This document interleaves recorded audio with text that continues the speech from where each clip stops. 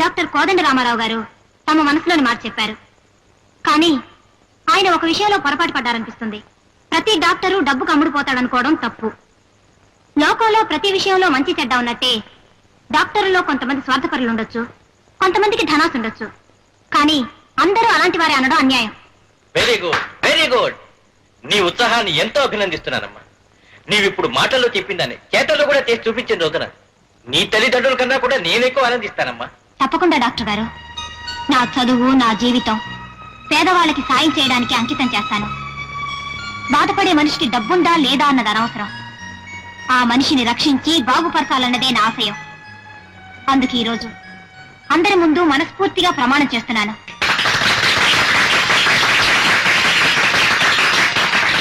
Sir ఏమిటి? లోపల రమ్మను. హలో. నమస్తే సార్, నా పేరు శాంతి. ఐ నో మొన్న ఫేర్వెల్ పార్టీలో చాలా అద్భుతంగా మాట్లాడావు కదా నువ్వు. కూర్చోమ్మా. నిజంగా ఇంత చిన్న వయసులో అంత గొప్ప ఆశయాలు ఉన్నందుకు నిన్నెంతో అభినందిస్తున్నాను. Thank you sir. నేను చిన్న రిక్వెస్ట్ అడగడానికి వచ్చాను. ఏమిటో చెప్పమ్మా. నన్ను గవర్నమెంట్ డాక్టర్గా ఏదో ఒక ఊరికి అపాయింట్ చేసే అధికారం మీదే అని నాకు తెలుసు. నేను ప్రత్యేకంగా ఒక ఊరికి డాక్టర్గా వెళ్ళాలనుకుంటున్నాను. దయచేసి మీరు నన్ను అక్కడికి అపాయింట్ చేయాలి. షూర్. ఇలాంటి డాక్టర్ ఏ ఊరికి వెళితే అది ఆ ఊరు ప్రజల అదృష్టం అమ్మా. చెప్పు, ఏ ఊరు వెళ్ళాలనుకుంటున్నావో? భద్రాచలం దగ్గర మారుమూలలో ఉన్న సిరిపురం సార్. వాట్? సిరిపురం? అవును సార్. చూడమ్మా, ఆ ఊరు సంగతి తెలియక నువ్వు అక్కడికి వెళ్ళాలనుకుంటున్నావు. అది చాలా ప్రమాదకరమైన ఊరు. ఊరు ఎలాంటిదైనా మనుషులంతా ఒకటేగా సార్. అక్కడే నువ్వు పొరపడుతున్నావు. ఆ ఊళ్ళో ఉండేది మనస్సున్న మనుషులు కాదు, మానవత్వం లేని రాక్షసులు. అక్కడికి వెళ్ళిన ఏ డాక్టరు ప్రాణాలతో తిరిగి రాలేదు. అందుకే ఎవరిని అపాయింట్ చేద్దామన్నా ఎవరు వెళ్ళనంటారు.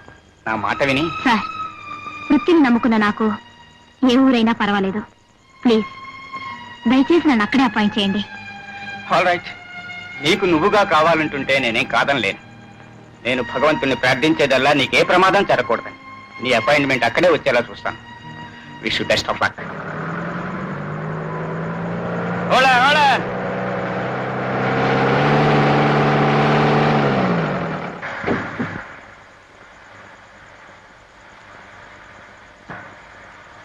ఇక్కడ దిగుతున్నారేటమ్మా? నేను వెళ్ళదలుచుకున్నది సిరిపురమే. సిరిపురమా? ఒంటరి ఆడతలో ఉండి సిరిపురం వెళ్తున్నావా? అసలు బతకదలుచుకున్న ఎవరు ఆ ఊరు వెళ్ళరే? జాగ్రత్తమ్మా.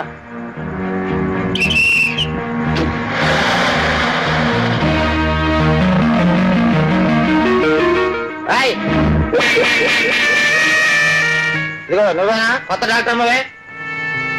అవును. బండి ఆడుందో త్వరగా.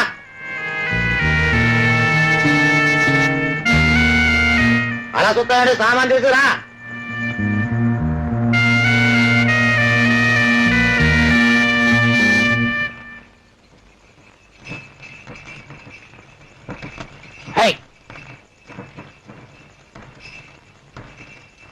సిరిపురం ఎంత దూరం?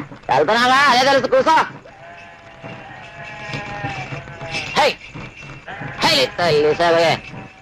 ఏవయ్యా, ఈ బండి ఇంతకంటే త్వరగా పోదా? నా ఇష్టం వెళ్తాను, నోరు మూసు కూర్చో.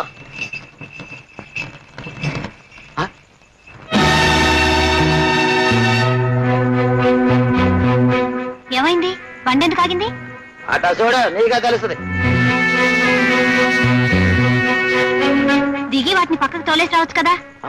వాటి తోటమే, మా పిల్లల మాటలు మాట్లాడబాక. అవి ఎవరు అనుకుంటున్నావు? రాజన్నయ్య. అయితే అయితేనా? అయితేనా? వాటి మీద కానీ చెయ్యి పెడితే భుజాలు కడిగి నరికేస్తాడు రాజన్న. ఎవరా రాజన్న? అదిగో అటు చూడు.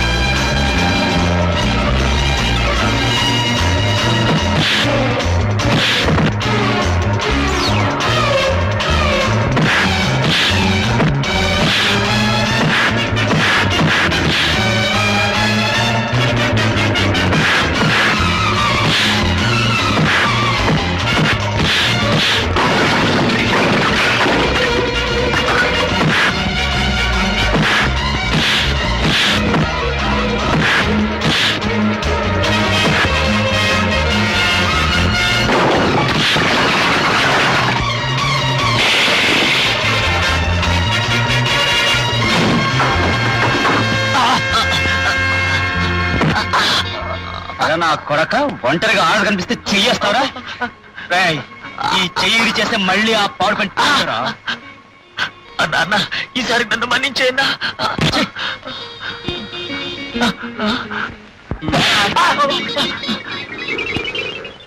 నీకేం భయలేదమ్మా, నువ్వు వెళ్ళు.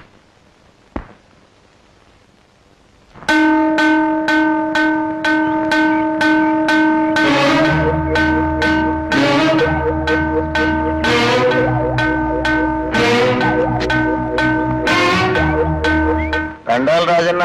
ఏం నర్సిగా, ఏంటి ఇక్కడ ఉన్నావు? ఏదన్నా ఊళ్ళోకి వెళ్ళాలి. ఆహా, వెళ్ళిపోగలవా?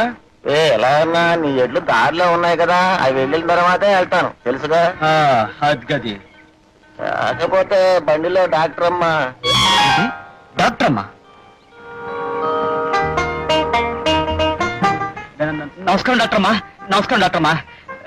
ముందుగా తమ రాకు తెలుసుంటే ఉత్తర దండాలి కదమ్మా, మెళ్ళో దండ వేసి మా ఊళ్ళో తీసుకెళ్ళేవాడిని. ఎందుకంటే మా ఊళ్ళోకి దేవుడైనా రావచ్చేమో కానీ డాక్టర్ రావడం మాత్రం జరగదమ్మా. ఒకవేళ వచ్చినా వాళ్ళని తిరగకుండానే పారిపోతుంటారు. మా ఊళ్ళో ప్రాణం తీసే మనుషులు తప్ప ప్రాణం పోసే డాక్టర్ లేరమ్మా. ఏమిటో మీరు రావడం చూసి చాలా సంతోషం ఉందమ్మా. నర్సిగా, నర్సిగా అన్నా డాక్టర్ మరి నీ ముసలి బండి తీసుకెళ్తావరా? ఇప్పుడు నాకు గిఫ్ట్ పెట్టు. అలాగే అన్న. డాక్టర్ మరి నేనే తీసుకెళ్తాను.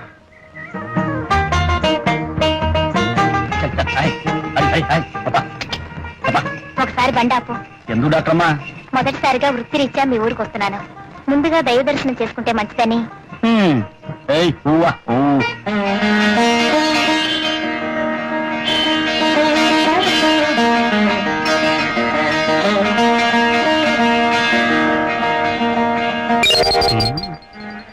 ఎవరమ్మా నువ్వు? ఈ ఊరు కొత్తగా వచ్చావా? అవునండి, నేను ఈ ఊరు కొత్తగా వచ్చిన డాక్టర్ని. నా పేరు శాంతి. నా పేరు మీద దేవుడికి పూజ చేయించండి. పూజ చేయిస్తా, చేయిస్తాను.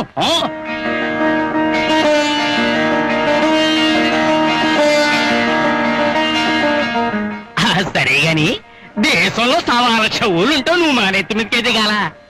ఏ మా ఊళ్ళో అందరూ రోగిచ్చి విధాలు ఉన్నారనుకుంటున్నావా? అయినా నీ రాత ఎలా రాసి పెట్టిందో.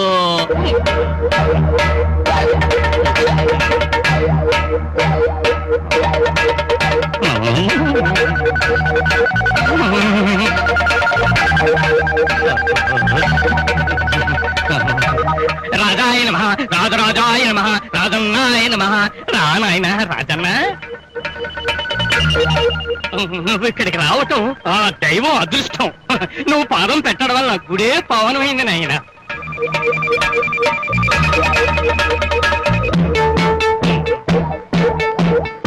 ఏదో నాయన అగ్గి పెట్టి.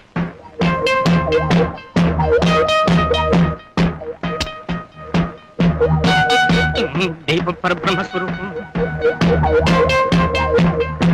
మీ జమీందార్ గారు ఇంటికి వచ్చే వెళ్ళైందా మున్సబ్ గారు? వచ్చేస్తారు, పనుండి తోటలోకి వెళ్ళారు.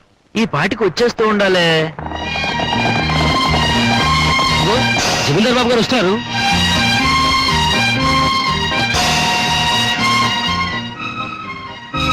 నమస్కారం జమీందార్ బాబు. జమీందార్ గారు, ఈయన పట్నం నుంచి వచ్చిన ఎలక్షన్ ఆఫీసర్. తమ దర్శనం కోసం వేచి ఉన్నారు. మా దర్శనం కోసమా? ఏమిటి ఏమిటి విశేషాలు? ఏం లేదండి, ఈ ఏడాది మీ ఊర్లో కూడా ఎన్నికలు జరిపించి గ్రామ సర్పంచ్ ఏమిటి ఏమిటి మీరనేది? మా గ్రామంలో ఎన్నికల? మేమేమని సెలవిచ్చాం? మా గ్రామంలో ఎన్నికల అని సెలవిచ్చారండి. సర్కారు వారికి మన గ్రామ విషయం తమ విషయం తెలియక పంపించుంటారు ఆఫీసర్ గారిని. చూడు ఆఫీసరు, కొత్తగా మా ఊరికి పెద్ద దిక్కును ఎన్నుకోవాల్సిన అవసరం లేదు. తరతరాలుగా మా గ్రామానికి పెద్దగా మా జమీందారు గారు వంశ పురుషులే ఉంటున్నారు. ఇక్కడ ప్రజలకు కష్టాలు రాకుండా, గ్రామంలో తగదాలు రాకుండా, దొంగలు రాకుండా, వాళ్ళ కోసం పోలీసులు రాకుండా, కరువు కాటకాలు రాకుండా తమ లాంటి ఆఫీసర్లు రాకుండా మా జమీందారు బాబు గారే చూసుకుంటున్నారు. మా ఊరి న్యాయస్థానం వారింటి మెట్లే. మా ఊరికి చట్టం వారి నోటి మాటే. ఆరికెవరైనా ఎదురొస్తే ఆడి మెడకాయ మీద తలకాయ నేల రాలిపోద్ది. విన్నారుగా మా గ్రామం పరిస్థితి. ఇంకా మాకు ఎన్నికలు ఎందుకు? మేమేమని సెలవిచ్చాం? మీ ఊళ్ళో ఎన్నికలు ఎందుకని సెలవిచ్చారు? అలాగని ఒక రిపోర్ట్ రాసి పంపండి. వస్తాను.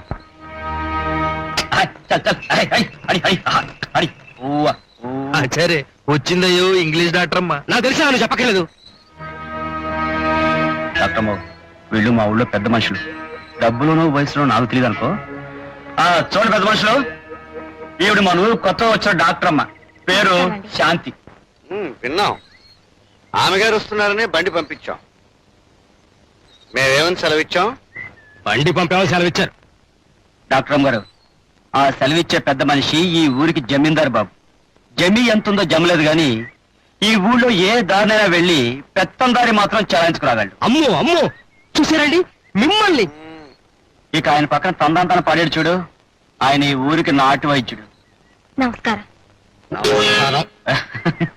డాక్టర్ అమ్మా, ఒక చేత్తో నమస్కారం పెడుతున్నాడని ఏం అనుకోకు. పాపం ఆ రెండో చెయ్యి కొన్నేళ్ల క్రితం ఖర్చు అయిపోయింది. రేయ్, ఏంట్రా మాటలు? ఒక్క దెబ్బకి మెడకాయ మీద తలకాయ లేపేయగలను. మెడకాయ మీద తలకాయ లేపేస్తానని బడాయిలు కొట్టే ఈ పెద్ద మనిషి ఈ ఊరికి మునుసు. ఊరికి పెద్దగా ఏం చేయడు, ఊరికే వచ్చి ఇక్కడ కూర్చుంటాడు. ఇక వాడు బండి లాగడానికి ఎద్దెలా పుట్టిందో ఈ జమీందారికి రెయ్యం పగలు గొడుగు పట్టడానికి వాడు పుట్టాడు. అది సరే, ఇంతకీ డాక్టర్ నీటి ఎందుకు తీసుకొచ్చావో మేము తెలుసుకోవాలనుకుంటున్నాం. మేమేమని సెలవిచ్చాం? డాక్టర్ అమ్మ ఎందుకు ఏయ్, నువ్వు ఆగు. ఇదిగో జమీందార్ బాబు, నువ్వేం సెలవిస్తుంది మాకు అనవసరం. డాక్టర్ మరి ఇక్కడ తీసుకొచ్చింది ఆసుపత్రి తాళం చెవుల కోసం. బాబు తాళం. ఇదిగో డాక్టర్ మా తాళం చెవులు. తీసుకున్నామా, పదండి. వెళ్ళొస్తానండి. ఆయ్, ఆయ్, ఓవా, ఓ. డాక్టర్ గారు, ఇదేనండి మీ ఆసుపత్రి. మీరు లోపలికి వెళ్ళండి, సామాన్ పడుకు చేస్తాను.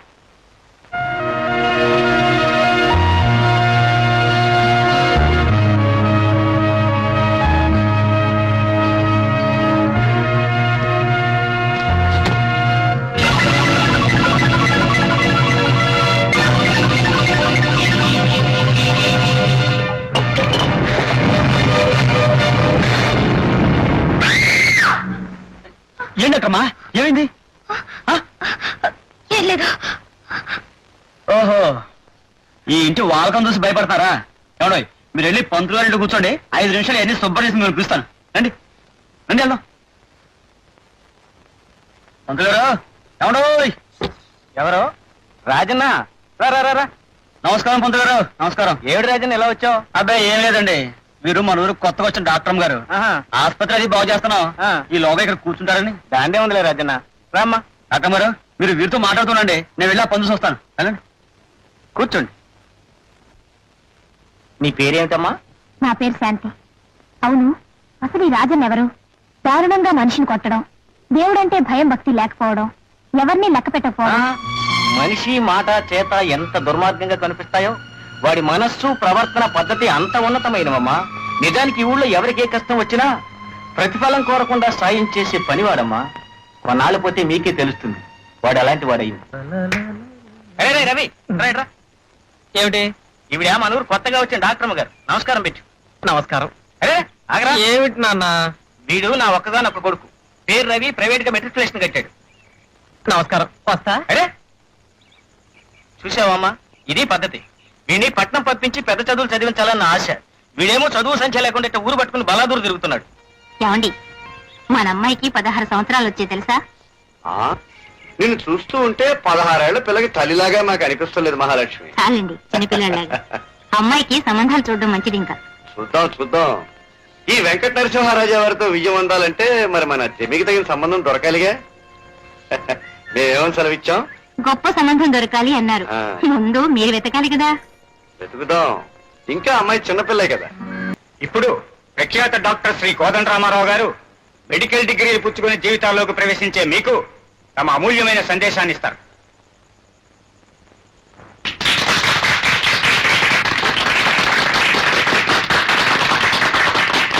మై డియర్ యంగ్ డాక్టర్, భవిష్యత్తులో ఎంతో సాధించవలసిన మీతో ఇలా మాట్లాడే అవకాశం నాకు కలగడం ఎంతో సంతోషంగా ఉంది. లోకంలో అన్ని వృత్తుల కంటే వైద్య వృత్తి చాలా గొప్పది.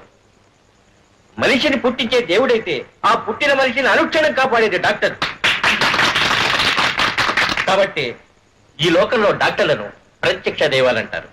అలాంటి పవిత్రమైన వృత్తిని ఈనాడు చాలా మంది డాక్టర్లు వ్యాపారంగా మార్చివేయడం చాలా చింతించదగ్గ విషయం. పేదవాడి రోగానికి రంగు నీళ్లైనా ఇవ్వకుండా పెద్దవాడి చిన్న రోగానికి ఎంతో కృషి చేస్తున్నారు. ఈనాడు వైద్య వృత్తిలో ఉన్న వాళ్ళు ముందుగా ఆలోచిస్తున్నది ఏ పెద్ద పట్టణంలో ఎంత పెద్ద డాక్టర్ అయి లక్షలు గడిస్తామనేదే గాని చిన్న చిన్న గ్రామాలలో బాధలతో దారిద్ర్యంతో జబ్బులతో కృంగి కృషించి అలమటించే అనాథ రోగులకు సాయం చేద్దామని కాదు. Just minute sir.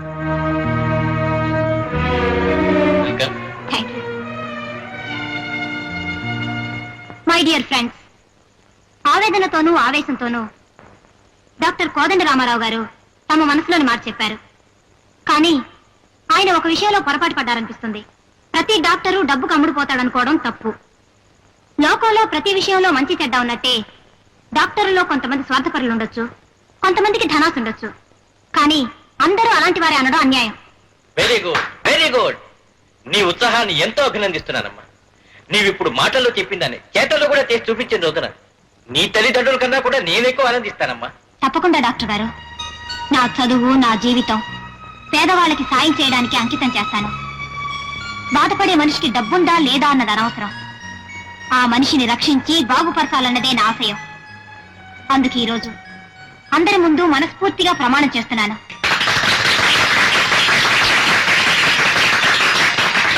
సార్ ఏమిటి? లోపల రమ్మను. హలో. నమస్తే సార్, నా పేరు శాంతి. ఐ నో మన ఫేర్వెల్ పార్టీలో చాలా అద్భుతంగా మాట్లాడావు కదా నువ్వు. కూర్చోమ్మా. నిజంగా ఇంత చిన్న వయసులో అంత గొప్ప ఆశయాలు ఉన్నందుకు నిన్నెంతో అభినందిస్తున్నాను. Thank you sir. నేను చిన్న రిక్వెస్ట్ అడగడానికి వచ్చాను. ఏమిటో చెప్పమ్మా. నన్ను గవర్నమెంట్ డాక్టర్ గా ఏదో ఒక ఊరికి అపాయింట్ చేసే అధికారం మీదే అని నాకు తెలుసు. నేను ప్రత్యేకంగా ఒక ఊరికి డాక్టర్ గా వెళ్ళాలనుకుంటున్నాను. దయచేసి మీరు నన్ను అక్కడికి అపాయింట్ చేయాలి. షూర్. ఇలాంటి డాక్టర్ ఏ ఊరికి వెళితే అది ఆ ఊరు ప్రజల అదృష్టం అమ్మా. చెప్పు, ఏ ఊరు వెళ్ళాలనుకుంటున్నావు? భద్రాచలం దగ్గర మారుమూలలో ఉన్న సిరిపురం సార్. వాట్? సిరిపురం? అవును సార్. చూడమ్మా, ఆ ఊరు సంగతి తెలియక నువ్వు అక్కడికి వెళ్ళాలనుకుంటున్నావు. అది చాలా ప్రమాదకరమైన ఊరు. ఊరు ఎలాంటిదైనా మనుషులంతా ఒకటేగా సార్. అక్కడే నువ్వు పొరపడుతున్నావు. ఆ ఊళ్ళో ఉండేది మనస్సున్న మనుషులు కాదు, మానవత్వం లేని రాక్షసులు. అక్కడికి వెళ్ళిన ఏ డాక్టరు ప్రాణాలతో తిరిగి రాలేదు. అందుకే ఎవరిని అపాయింట్ చేద్దామన్నా ఎవరు వెళ్ళనంటారు. నా మాట విని. సార్, వృత్తిని నమ్ముకున్న నాకు ఏ ఊరైనా పర్వాలేదు. ప్లీజ్ దయచేసి నన్ను అక్కడే అపాయింట్ చేయండి. All right. నీకు నువ్వుగా కావాలంటుంటే నేనేం కాదనలేను. నేను భగవంతుని ప్రార్థించేదల్లా నీకే ప్రమాదం జరగకూడదని. నీ అపాయింట్మెంట్ అక్కడే వచ్చేలా చూస్తాను. Wish you best of luck.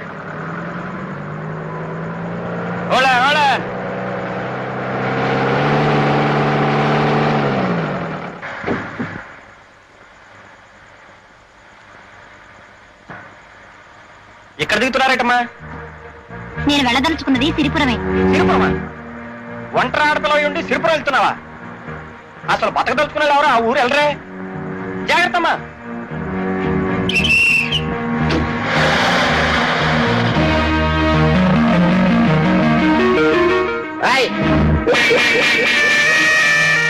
ఇదిగో నువ్వేనా కొత్త డాక్టర్ అమ్మవే? అవును. బండి ఆడుంది, త్వరగా రా.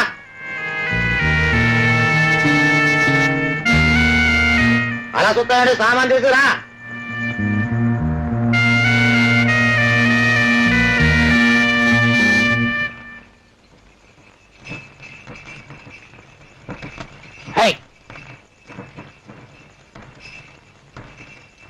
సిరిపురం ఎంత దూరం? వెళ్తున్నావా? అదే తెలుసు, కూసో. తల్లి సరే. ఏవయ్యా, ఈ బండి ఇంతకంటే త్వరగా పోదా? నా ఇష్టం వచ్చి వెళ్తాను, నోరు మూసు కూసో.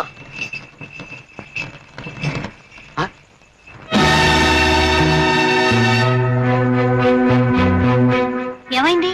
బండి ఎందుకు ఆగింది? అట చూడు, నీకే తెలుస్తుంది. దిగి వాటిని పక్కకు తోలేసి రావచ్చు కదా. వాటిని తోటమే, మధ్యలోని మాటలు మాట్లాడబాక. అవి ఎవరు అనుకుంటున్నావు? రాజన్నయ్య. అయితే అయితేనా? అయితేనా?